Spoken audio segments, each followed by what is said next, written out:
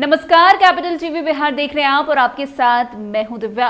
बिहार की 4 विधानसभा सीटों बेलागंज, इमामगंज, तरारी और रामगढ़ पर हुए उपचुनाव का परिणाम सामने आ गया है। वोटों की गिनती सुबह से शुरू हो चुकी थी। तरारी, रामगढ़, बेलागंज और इमामगंज विधानसभा सीटों पर प्रशांत किशोर की पार्टी जनसुराज ने भी अपने उम्मीदवार उतारे। काउंटिंग के दिन सबकी नजरें जनसुराज पर टिकी हुई। प्रशांत किशोर की पार्टी पहली बार चुनावी मैदान में प्रत्याशियों के साथ उतरी। इस चुनाव को बिहार चुनाव 2025 से पहले सेमीफाइनल की तरह देखा जा रहा था। वहीं 4 मतगणना केंद्रों पर वोटों की गिनती शुरू हुई तो जनसुराज के उम्मीदवार भी रेस में बने हुए। पहली बार प्रशांत किशोर ने उपचुनाव में हाथ आजमाया, लेकिन कहीं ना कहीं प्रशांत किशोर ने कड़ी टक्कर दी है राजद को। विस्तार से बात करते हैं इस खबर में। जनसुराज पार्टी का गठन होने के बाद इस पार्टी के सूत्रधार प्रशांत किशोर ने जीत को लेकर कई दावे किए। जनसुराज की चर्चा अभी बिहार के सियासी गलियारे ही नहीं बल्कि आम लोगों के बीच भी है। उपचुनाव में जनसुराज पर जनता कितना भरोसा दिखाती है और एनडीए और व महागठबंधन के प्रत्याशियों को मात देने में यह पार्टी कितनी सफल होती है, इसका फैसला आज होना था। फिलहाल जब वोटों की गिनती शुरू हुई तो शुरुआत के कुछ राउंड में चारों सीटों पर जनसुराज के उम्मीदवार तीसरे नंबर पर बने दिखे। वैसे साफ बात करें तो बिहार विधानसभा की 4 सीटों रामगढ़, तरारी, इमामगंज और बेलागंज के उपचुनाव में प्रशांत किशोर की जनसुराज पार्टी हार गई है। 3 सीटों पर तीसरे और चौथे सीट पर चौथे नंबर पर रही। जनसुराज पार्टी के लिए पीके की ना रणनीति काम आई और ना कोई फॉर्मूला चला। सारी सीटों पर हार के बीच जनसुराज का सबसे बढ़िया प्रदर्शन इमामगंज में रहा, जहां उनके कैंडिडेट जितेंद्र पासवान को 37,103 वोट मिला।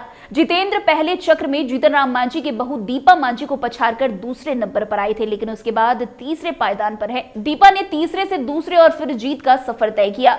जनसुराज को बेलागंज में भी 17,000 से ऊपर वोट मिला। भाजपा, कांग्रेस समेत कई दलों की चुनावी रणनीति बना चुके प्रशांत किशोर जनसुराज पार्टी के जरिए पहली बार खुद चुनाव लड़ रहे थे।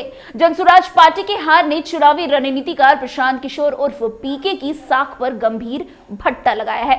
जनसुराज पार्टी की हार ने चुनावी रणनीतिकार प्रशांत किशोर उर्फ पीके की साख पर गंभीर भट्टा लगाया है। बड़ी पार्टियां और बड़े नेता पीके के सर्वे, नारे और चुनाव प्रबंधन से जीतते रहे, लेकिन उनकी अपनी पार्टी एक सीट नहीं जीत पाई। बिहार विधानसभा चुनाव 2025 से पहले 4 सीटों का उपचुनाव लड़ने का प्रशांत किशोर ने फैसला जनसुराज पार्टी को अब लग रहा है महंगा पड़ गया। जनसुराज के प्रदर्शन पर पूरे देश की नजर थी, लेकिन इस सीट पर हार से प्रशांत किशोर का बन रहा माहौल बिगड़ता हुआ नजर आ रहा है। वैसे बिहार की 4 सीटों पर उपचुनाव में एक बड़ा चर्चित नाम थे प्रशांत किशोर। चुनाव में नहीं उतरे, लेकिन उनके जीतनी चर्चा किसी प्रत्याशी की नहीं थी। क्यों? वो खुद को प्रधानमंत्री नरेंद्र मोदी, बिहार के मुख्यमंत्री नीतीश कुमार, पश्चिम बंगाल की मुख्यमंत्री ममता बनर्जी समेत कई दिग्गजों के लिए खुद को किंग मेकर कहते थे, क्योंकि कभी इन लोगों को चुनावी रणनीति का हिस्सा रहे हैं प्रशांत किशोर। उपचुनाव की सुगबुगाहट के बीच गांधी जयंती पर इस बार एक बड़ा कार्यक्रम करते हुए उन्होंने अपनी संस्था जनसुराज को पार्टी के रूप में बदला। फिर बिहार विधानसभा चुनाव 2025 के पहले 4 सीटों पर हो रहे उपचुनाव में चारों पर जीत का दावा करते हुए प्रत्याशी उतार दिए। 4 में से 3 प्रत्याशियों का हश्र और 1 की हार सामने आ चुकी है। अब बड़ा सवाल यही है कि प्रशांत किशोर चुनावी रणनीतिकार भी बचे हैं या खांटी राजनेता कहलाएंगे, जो जीत हार का अनुमान लगाए बगैर केवल जीतने के दावे करता रहा है। वैसे प्रशांत किशोर की अलग से चर्चा इसलिए क्योंकि बिहार की 4 सीटों पर हुए उपचुनाव में उन्होंने सबसे बड़े दावे किए थे। उन्होंने मुख्यमंत्री नीतीश कुमार को कमजोर कहा था। राष्ट्रीय जनता दल के नेता तेजस्वी यादव पर हमलावर रहे हैं।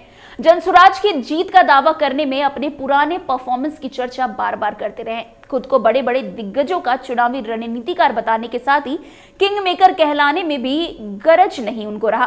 वैसे जनसुराज पार्टी की स्थापना के समय पटना में बहुत बड़ा कार्यक्रम किया गया। मंच पर लाए लोगों को पढ़ा लिखा और बाकी राजनीतिक दलों से अच्छा बताया। देश की राजनीति में प्रशांत किशोर का कद इस उपचुनाव में एक भी सीट जीतने पर बढ़ सकता था, लेकिन 4 में से 3 सीटों पर पार्टी के प्रत्याशी तीसरे और 1 सीट पर चौथे नंबर पर है। जहां तीसरे नंबर पर रहे उन तीनों में से भी एक ही सीट पर सम्मानजनक या कहे तो तीसरे विकल्प के रूप में संतोषजनक वोट हासिल कर पाई। वैसे बिहार में 4 सीटों पर हुए उपचुनाव के दौरान प्रशांत किशोर ने सबसे ज्यादा जातिवाद और परिवारवाद से दूर रहने की बात की, लेकिन कहीं वो जातिवाद के सामने ध्वस्त हुए तो कहीं परिवारवाद के आगे। उन्होंने मुसलमान वोटरों को साथ लाने का जो प्रयास किया वो कुछ हद तक काम आया। नई पीढ़ी को साथ लाने का प्रयास काम आया, ये कह सकते हैं। इसके बावजूद वोटों की स्थिति सिर्फ बेलागंज में ठीक रही, जिसमें वहां के प्रत्याशी की भी अहम भूमिका रही। बेलागंज में जनसुराज के प्रत्याशी को 15,000 से ज्यादा, जबकि कैमूर में 6,000 से ज्यादा वोट आए। बाकी तरारी और रामगढ़ में 5,000 से कुछ आगे बढ़कर जनसुराज के प्रत्याशियों को संतोष करना पड़ा। वैसे उपचुनाव में प्रशांत किशोर जरूर हार गए हों, लेकिन कहीं ना कहीं उन्होंने दूसरी पार्टियों को जो है भारी टक्कर दी है, खास करके आरजेडी को। तो फिलहाल इस खबर में आज के लिए बस इतना ही। अन्य खबरों में हमारे साथ ऐसे आगे बने रहे और देखते रहिए। तब तक के लिए कैपिटल टीवी बिहार। धन्यवाद।